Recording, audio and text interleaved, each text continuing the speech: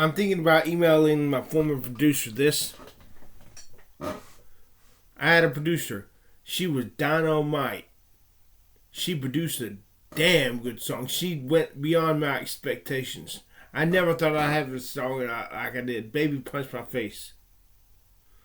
But my fans made an unflattering video about her. She's hurt. She thinks it's my fault. Well, I did not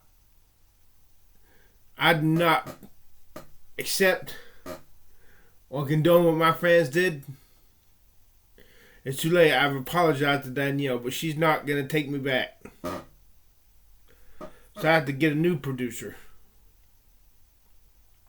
Will this producer be as good as Danielle?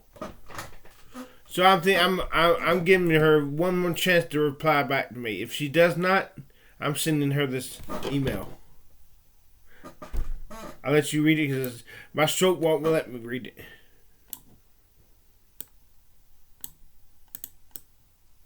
I've got it in my drafts.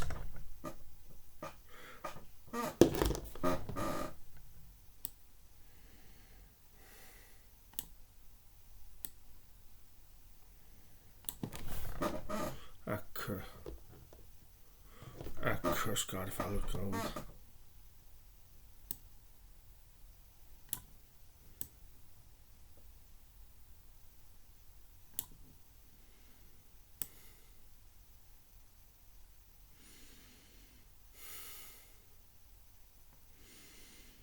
If I'm going too fast, just stop the video your damn self.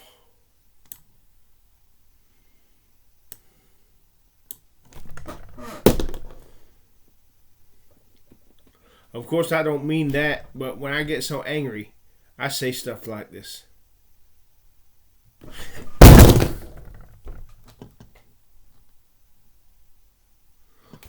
So, but I'm really thinking about doing that. Buying myself a BB gun, going in the hood.